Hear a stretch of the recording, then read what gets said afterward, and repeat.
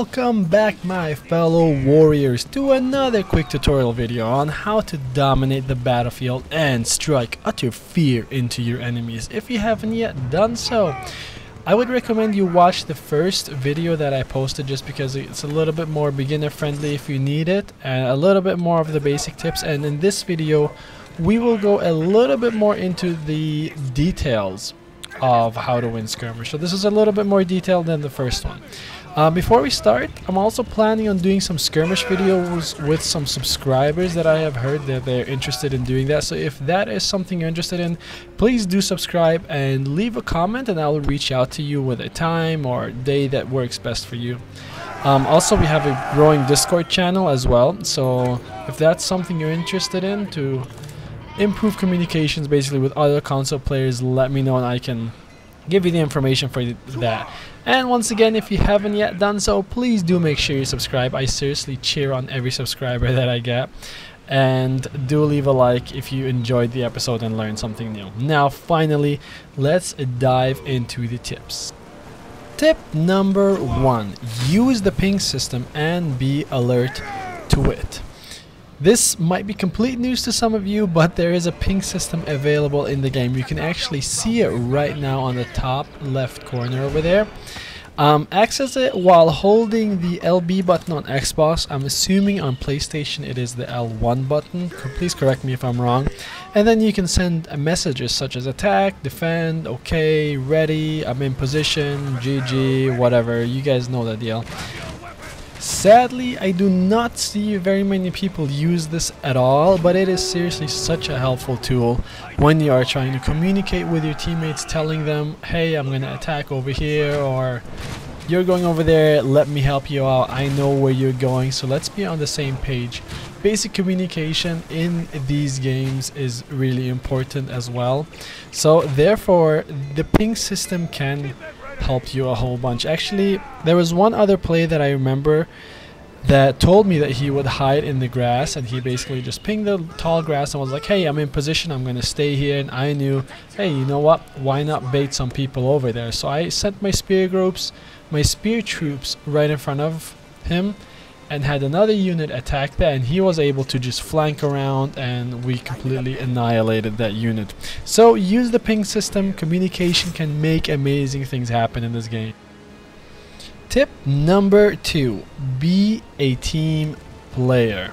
Sadly, I've seen a lot of players who treat team battles basically as small 1 versus 1s. They just focus on the enemy that is straight ahead of them and may occasionally wander off into unknown lands without any directions.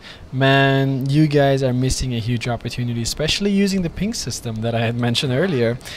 Set a coordinated team attack, smash your enemy into the grounds. 1 army versus 2 armies usually means that 2 armies win. Basic math right there. Over here on the screen right now, I'm just setting up my units in a little ambush over there, because I know that the guy on top, that's located right over there, has been putting a lot of pressure on my teammate. That's, yep, and here comes some of his units actually.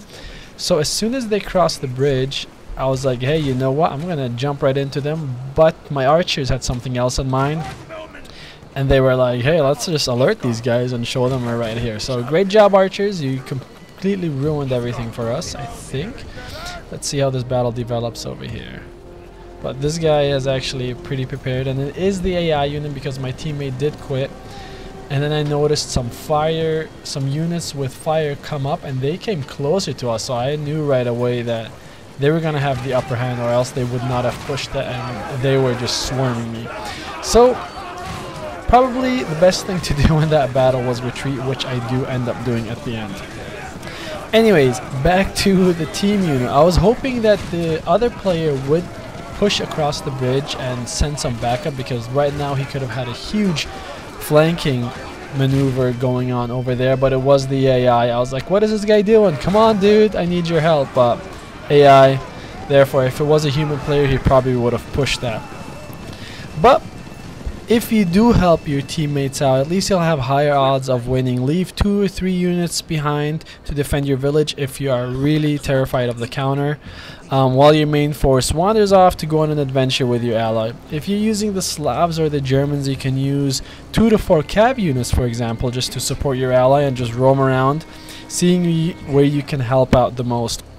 So at this point, I would just leave the main charging position up to your ally. Be like, hey, whatever you want to do, I'll support you. So once you see him charge into a bigger pitch battle, flank those units with your horses and charge right into their backs. Teamwork 101, a job well done, battle is done.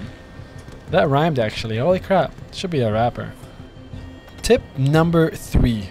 Retreat your units. I had mentioned this in the previous episode but didn't really talk about its importance. Retreating units is very important. First, it will take a lot less time to replenish an existing unit than building a whole new one from scratch. Second, it's also far cheaper in terms of unit construction, armor upgrades, especially armor upgrades actually, and experience. A new unit can easily cost you 50 logs for a basic spear unit. The other ones are even more expensive.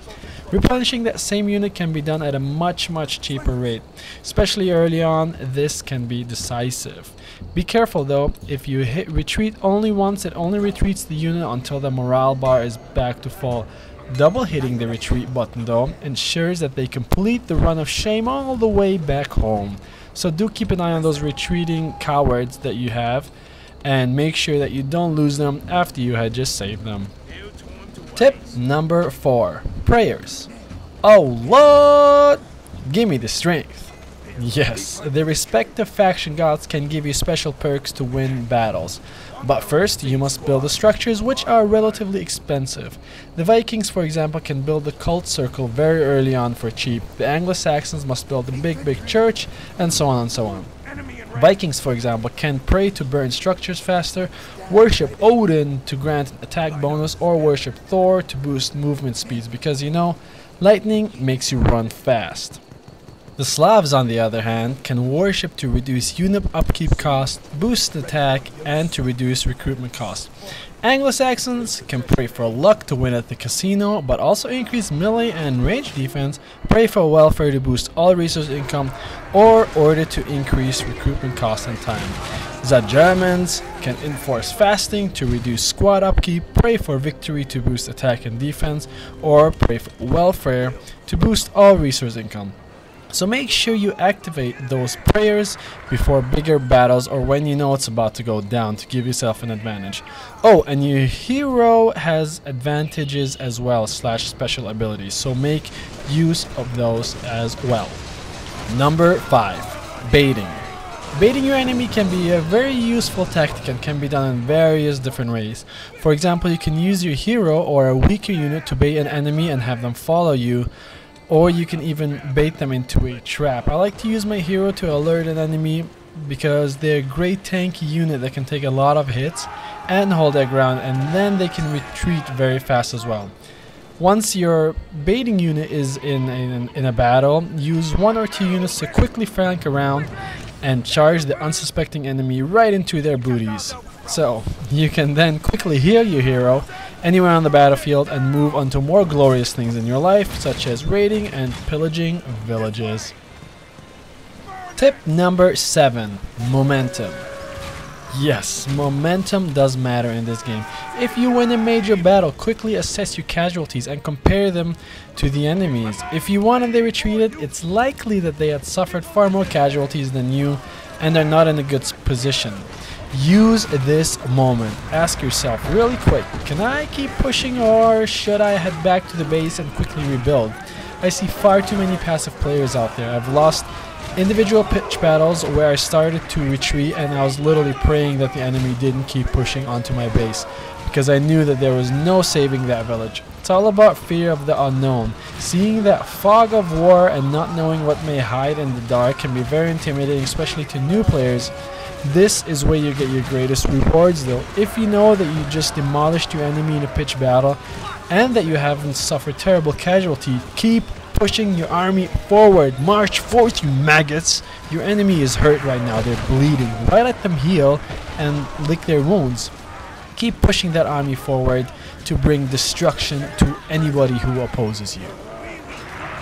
So in this clip we can see that one spear unit is holding the entire bridge from a huge force of units. And I just positioned these spears over there so that they can buy me a little bit more time to bring in a couple more reinforcements, or hopefully that my ally has a couple more reinforcements coming in. And also they are guarding the catapults over there. So now I realize my ally is coming in with reinforcements, and these spears have done an amazing job. Just make sure you don't overdo it and you do retreat if you don't think that you can win that battle, or else you will suffer pretty bad casualties and you'll have to rebuild, which was going to take a long time. Tip number 7, attacking the main enemy base. And this is mainly a tip for domination because I don't ever see people do it really, but I like to do it, and this is something you should do once you realize that you have the upper hand in battle. Don't just sit tight and hold on to the villages that will give you enough points to win the battle. I mean, you can do it that way, but why not add a little bit more action and show the opposition player who's boss? Push on, harass the enemy, destroy their houses, barracks, archery ranges, stables, anything you can get your beautiful catapult and units on, destroy it. This will even further cripple their efficiency and can be seriously demoralizing to your enemy. The best way I've found out to do this is having an upgraded spear unit in the defensive formation right in front of the catapult guarding it, and grab a drink, maybe chips or some popcorn, or just let it rain fireballs from the sky. Oh, and don't forget to send a GG message while that is happening. So that was it for all the tips that I have for you. If you do have any other tips or comments, please drop them again into the comment section below. Leave a like if you haven't yet done so if you found this video helpful at all, and please subscribe for more videos. I'm trying to get to 200. Thank you so much again for watching, and I will see you guys out on the battlefield.